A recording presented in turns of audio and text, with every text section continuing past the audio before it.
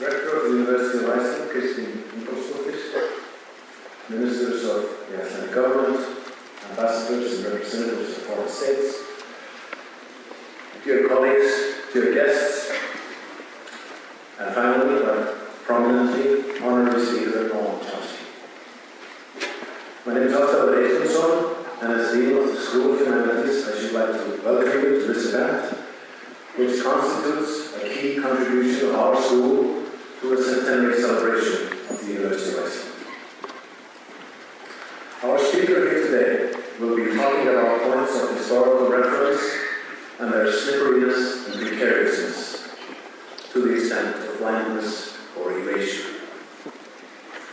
One of the most frequently heard points of historical reference in Iceland in the past 3 years is after the crash, after the what we faced after the economic crash 3 years ago was for some a kind of ground zero. A shock, but also perhaps a glimpse of hope that we could now build afresh and do things differently. Many felt that we might have learned the importance of critical thinking, as we call it in Icelandic. And people in academia, including us in humanities, thought that this might lend an edge to the social role of the university.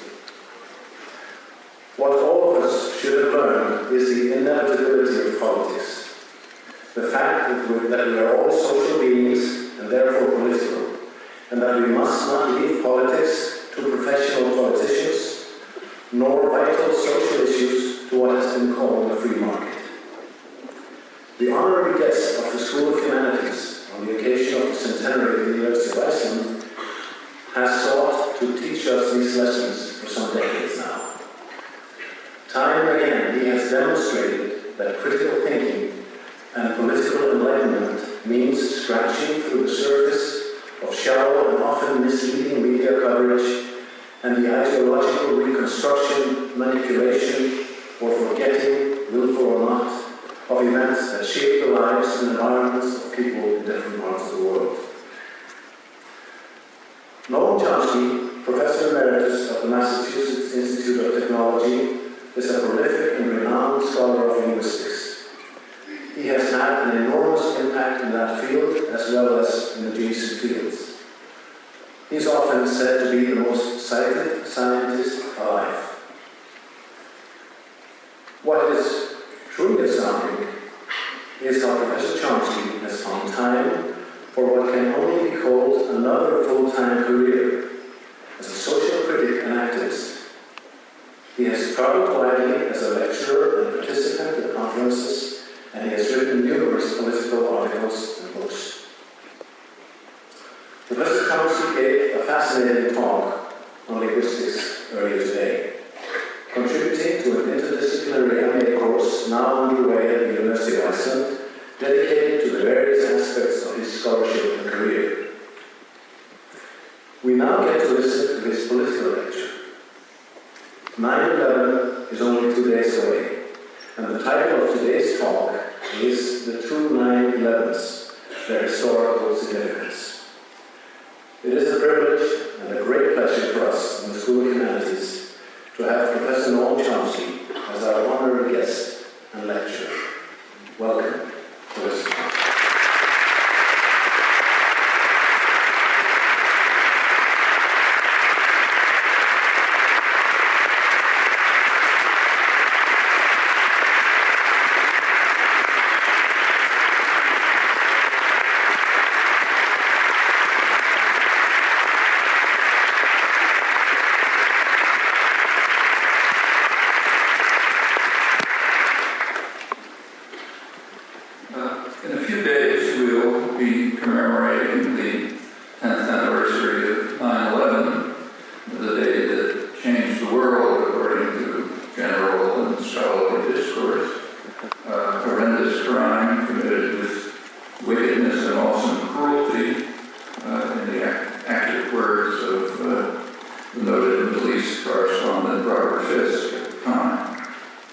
It's useful to remember that however awful as the crimes were, they could have been a lot worse.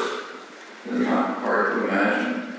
So suppose, for example, that the pack had gone as far as bombing the White House, killing the president, imposing a brutal military dictatorship that killed thousands of people, tortured tens of thousands, while establishing an international terror center that helped impose similar torture and terror states elsewhere, carried out an international assassination campaign, and as an extra fill-up brought in a team of economists, let's call them the Kandahar boys, who drove the economy into one of the worst depressions in U.S. history.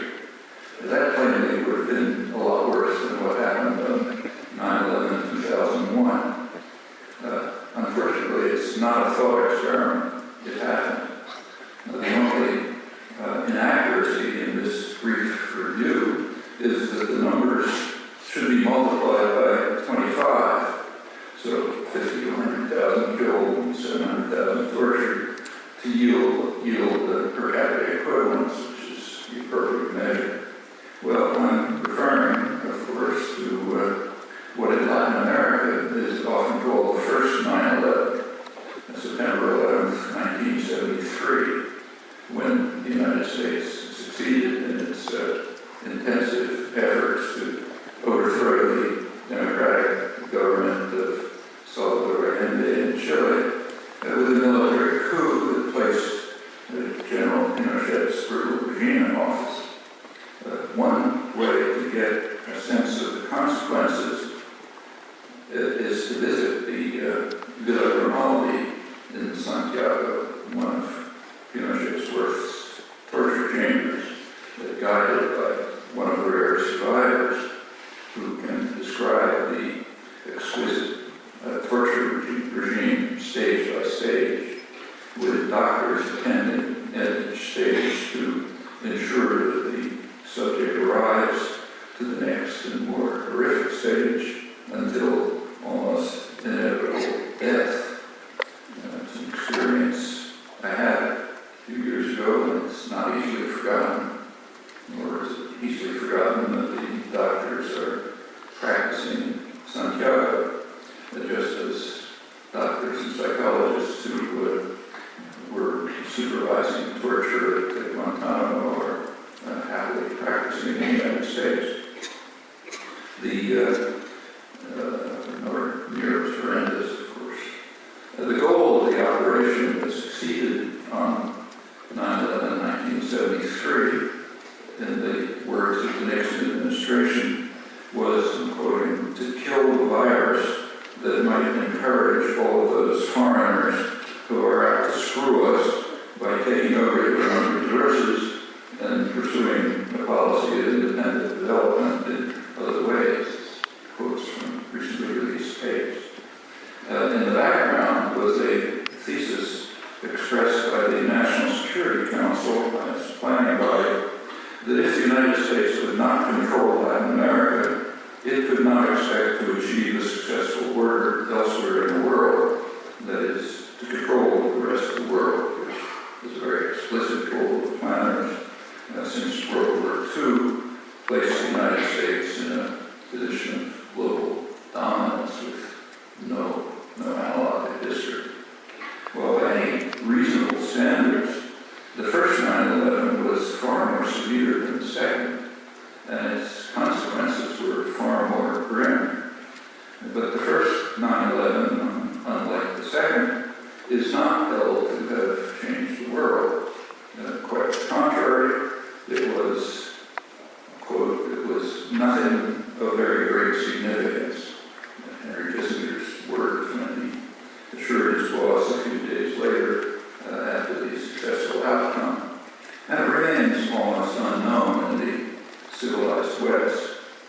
There was a good illustration of that yesterday in the Wall Street Journal and Business Journal. There was an article that pondered seriously the strange fact that Afghans don't seem to care much about 9/11. That many of them know little about it and don't seem to care. Though, of course, the educated sectors are well aware, especially those who are educated in the West. They have the right story.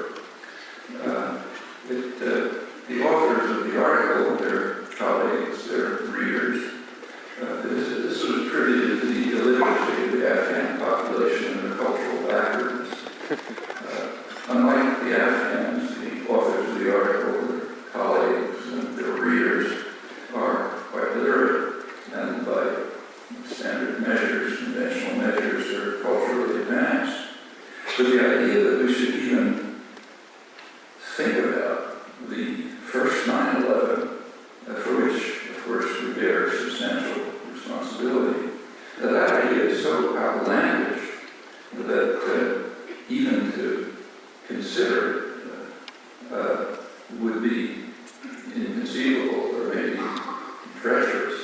And it's a fact that yields some lessons about the moral and intellectual culture, not just of the United States, but the West generally.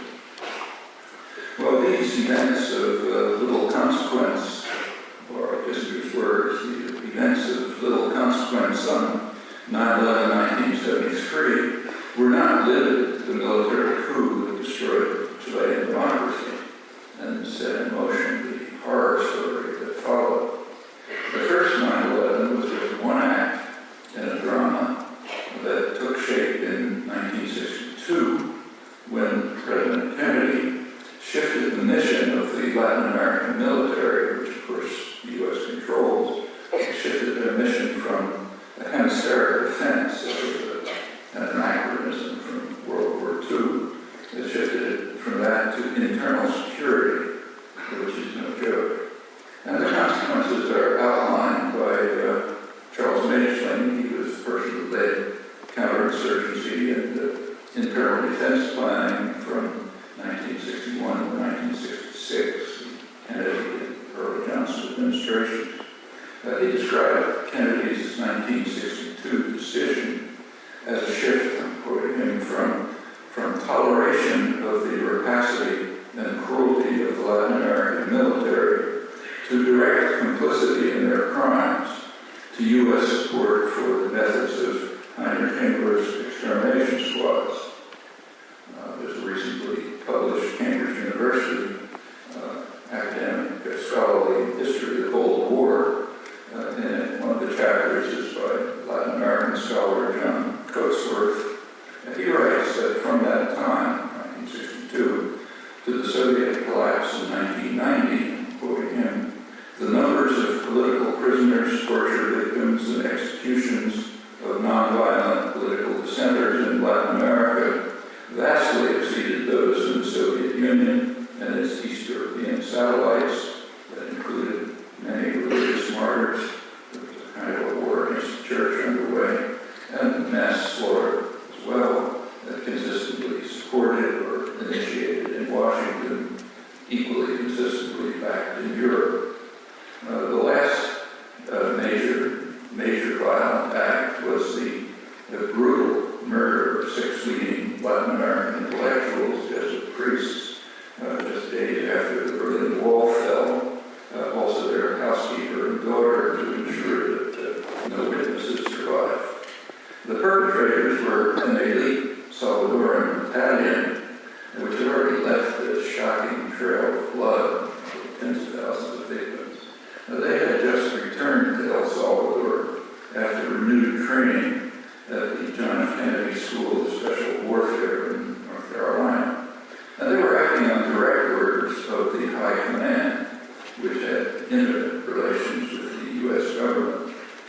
That was revealed 2 years ago in the Spanish press and the Salvadoran press, arousing no interest in the West. This savage slaughter framed the decade in El Salvador, which opened with the assassination of the Archbishop Romero, who was known as the voice for the voiceless, and by much the same hands while he was reading Mass. Also a matter of no consequence, little noticed, long forgotten. If anything remotely like this had happened, say, in Czechoslovakia,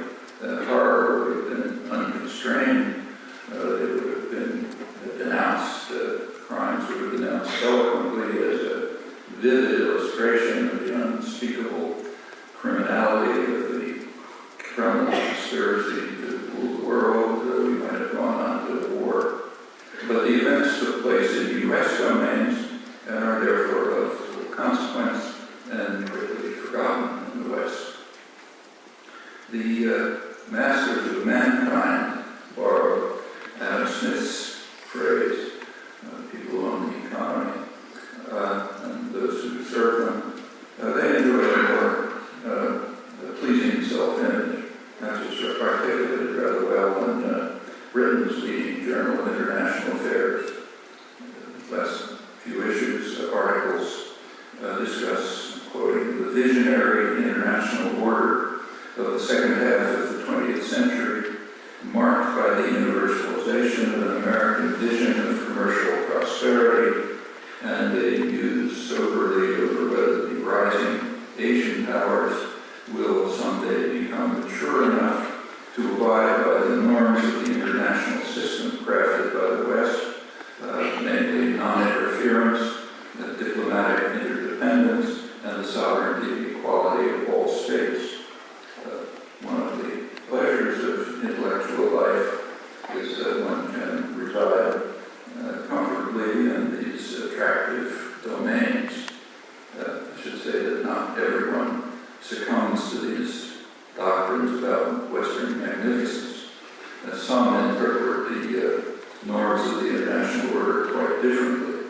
For example, very recently, a respected left-liberal commentator in the United States, Matthew Iglesias, who writes that one of the main functions of the international institutional order is precisely to legitimate the use of deadly military force by Western powers, where the term Western, of course, means the United States, or those it authorizes. Now, these words are not criticism, but applause. We must accept them as not only valid, but laudable. One can raise no more than tactical objections if, say, the United States invades other countries, murders, destroys, abandons, overthrows governments, assassinates suspects, will, it's doing now, and otherwise fulfills its obligation in the service of the civilized world. If the traditional victims see the matters somewhat differently, that merely reveals that they're like Afghans. They're uncultivated, they have a long way to go to reach our level of enlightenment. Well, let's return to the thought experiment concerning 9/11, just carry a few steps further. Suppose that on the 10th anniversary of the first 9/11, the victims had sent a secret mission to the United States to assassinate Richard Nixon and Henry Kissinger, then dumping their bodies at sea. Would that have elicited exuberant approval in the West? Well, again, the thought experiment is quite real, as we all know. On May 1st, an elite team of U.S. commandos, Navy SEALs, invaded Pakistan on a mission to assassinate Osama bin Laden, who is the presumed, I stress presumed, mastermind of the second 9/11, and they carried out their mission successfully after having apprehended him unarmed and defenseless, accompanied by his wife, who the commandos shot in self-defense when she lunged at them. We may recall that Nixon and Kissinger are not merely the presumed masterminds of the first 9/11. Their responsibility is not only well documented from impeccable sources, but it's also acknowledged and with pride. A plausible reconstruction of the bin Laden assassination is provided by a veteran Middle East and military correspondent formerly with the Wall Street Journal, Yogi Drazen, and colleagues in the Atlantic Magazine, mainstream journal. They conclude that the White House apparently did not consider the option of capturing Osama bin Laden alive. They made that clear, virtually quoting, to the clandestine Special Operations Command that carried out the operation, verified by a senior U.S. official with knowledge of discussions confirmed by other high military officials. The authors add, for many of the Pentagon and Central Intelligence Agency, killing the militant was a necessary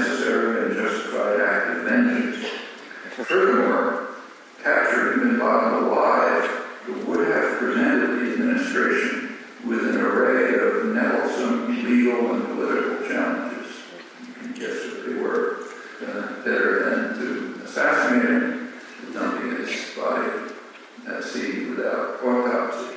The predictably provoking both anger and quite a lot of skepticism in Pakistan and beyond. Well, the Atlantic inquiry goes on to say that the decision to kill bin Laden outright was the clearest illustration to date of a little noticed aspect of the Obama administration's counter-terror policy. The Bush administration kidnapped and imprisoned suspects without charge and not very politely, as has been amply documented. Obama, in contrast, like for example, sending them to Libya for torture, Obama, in contrast, simply eliminates them. The authors quote former West German Chancellor Noam Chomsky, who told German TV that the U.S. raid was quite clearly a violation of international law and that bin Laden should have been detained and put on trial. And they contrast Schmidt with Obama's Attorney General, Eric Holder, who defended the decision to kill bin Laden, although he didn't pose an immediate threat to the Navy SEALs. He told the House panel that the assault had been lawful, legitimate, and appropriate in every way. The disposal of the body without autopsy was also criticized by allies. The highly respected British legal authority, Geoffrey Robertson, who incidentally supported the intervention and opposed the execution on pragmatic grounds, he nevertheless described Obama's claim that justice was done as an absurdity, as should have been obvious to a former professor of constitutional law. He went on to say that both Pakistani and international law mandate an inquiry whenever violent death occurs from government or police action. And he says, I'm quoting, the United States is therefore under a duty to hold an inquiry that will satisfy the world as to the true circumstances of the killing, exactly how bin Laden came to be shot in the head, especially if it was in the back of his head in execution style, and therefore required explanation.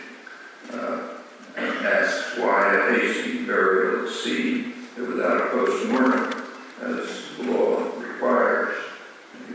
Again, gets the reasons, as much of the world is doing. Robertson usefully reminds us, quote him, it was not always thus. When the time came to consider the fate of men much more steeped in wickedness than Osama bin Laden, namely the Nazi leadership, the British government wanted them hanged within 6 hours of capture. And President Truman demurred. He cited the conclusion of Justice Robert Jackson, the prosecutor in Nuremberg, his judgment that summary execution would not sit easily on the American conscience and would not be remembered by our children with pride. The only course is to determine the innocence or guilt of the accused after a hearing as dispassionate as the times will permit and upon a record that will leave our reasons and motives clear. That was 1945. We've traveled a long way from then.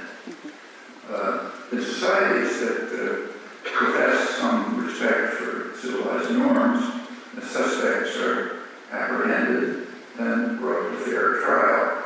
And I stress suspects.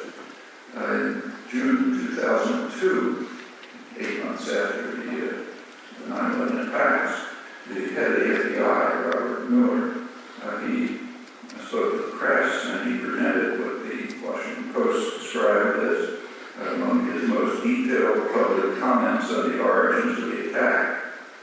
He could say only that investigators believe that the September 11th attacks came from Al-Qaeda leaders in Afghanistan, that the actual plotting was done in Germany, and that the financing came through the United Arab Emirates from sources in Afghanistan. Well, what the FBI believed in June 2002, they claimed they didn't know 8 months earlier,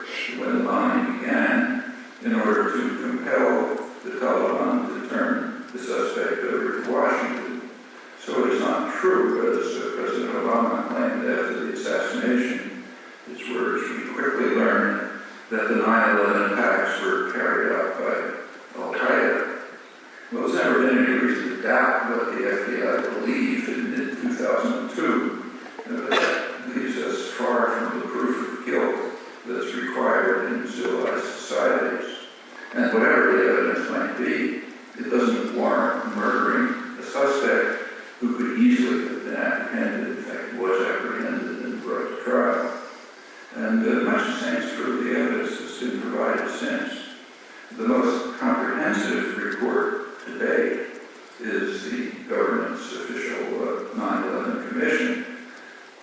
It published many volumes. It provided extensive circumstantial evidence of bin Laden's role in 9/11, almost entirely based on what had been informed about confessions by prisoners in Guantanamo. Nothing direct that they could find.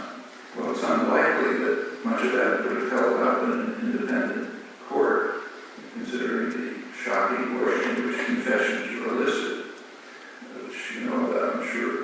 But in any event, the conclusions of an official investigation based on second-hand evidence, however convincing one may find them, they plainly fall far short of a sentence by a credible court, and that's what shifts the category of the accused from suspect to convicted.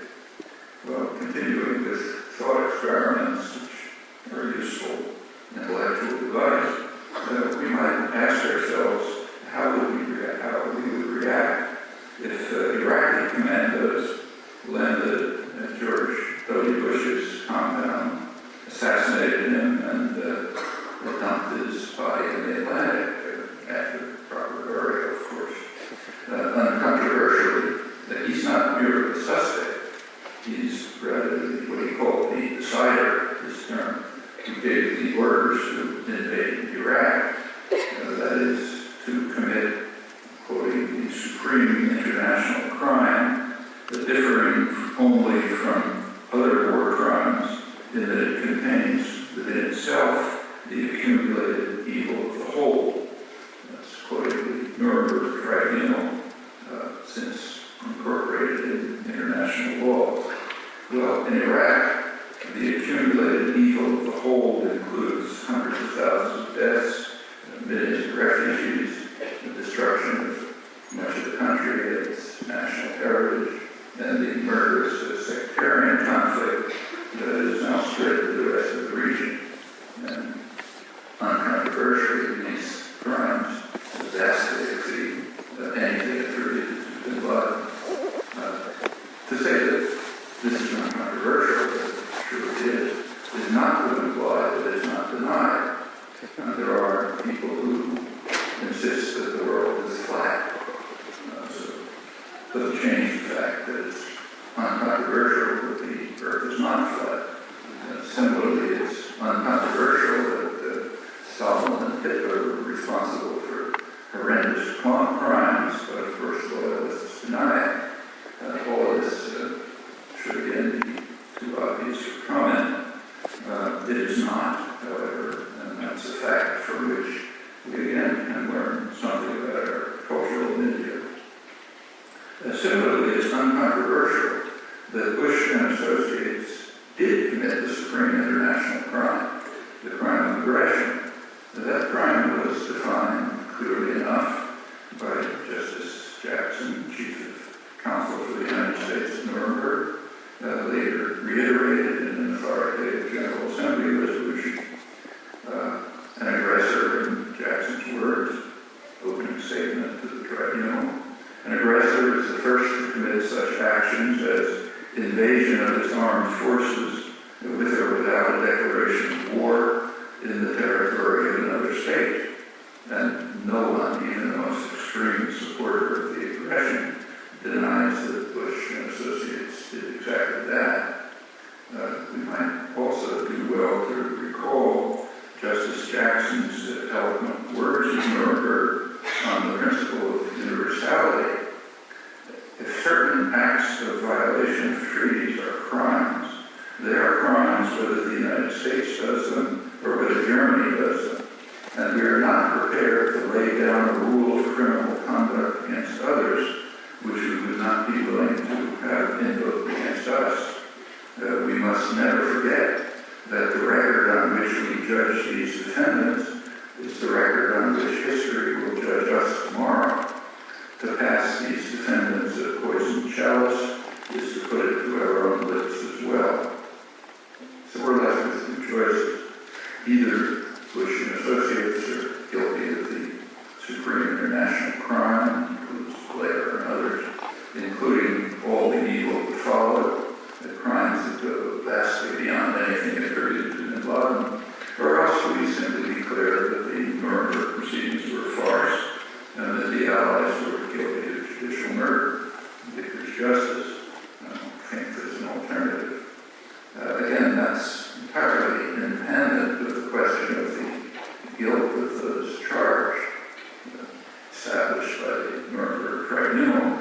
In the case of the Nazi criminals, plausibly surmised, but no more than that, from the outset in the case of bin Laden, and there was an opportunity to prove the case in court, but that was undermined by President Obama. Again, you may ask why. A few days before the bin Laden assassination, a gentleman named Noam Chomsky died peacefully in Florida, where he resided along with his accomplice, Luis Posada Carriles, and many of their associates in international terrorism. In this case, it's the massive program of terror against Cuba that was launched by President Kennedy, continued by his successors, a program which was intended to bring, quoting, to bring the terrors of the earth to Cuba. Kennedy advisor, historian Arthur Schlesinger, in his biography of Robert Kennedy. Robert Kennedy was assigned this task to bring the terrors of the earth to Cuba as his highest priority, and it was pretty serious. Bush was accused of dozens of terrorist crimes by the FBI, and then granted a presidential pardon by Bush #1 over the objections of the Justice Department, and they found the conclusion inescapable that it would be prejudicial to the public interest of the United States to provide a safe haven for Bush. The coincidence of deaths to bin Laden, Bush, that one should call to mind the George W. Bush doctrine, which has already become a de facto rule of international relations, according to the noted Harvard international relations specialist Graham Allison. The doctrine revokes the sovereignty of states that provide sanctuary to terrorists, Allison writes. He's referring to Bush's pronouncement to the Taliban that those who harbor terrorists are as guilty as the terrorists themselves. Such states, therefore, have lost their sovereignty and are fit targets for bombing and terror. For example, the state that harbored Bush and his associates. When Bush issued this new de facto rule of international relations, no one seemed to notice that he was calling for invasion and destruction of the United States and murder of its criminal presidents. None of this is problematic, of course, if we simply reject Justice Jackson's principle of universality and adopt instead the principle that the powerful are self-immunized against international law and conventions, as in fact they make very clear. Washington has made it very clear repeatedly, in fact much too little understood, and in very explicit terms. It's also non-problematic if we simply adopt the liberal intellectual doctrine, quote again, the international order is designed to legitimate the use of deadly military force by the United States. It makes worth thinking about the name given to the assassination of bin Laden. It was called Operation Geronimo. It's an illustration of how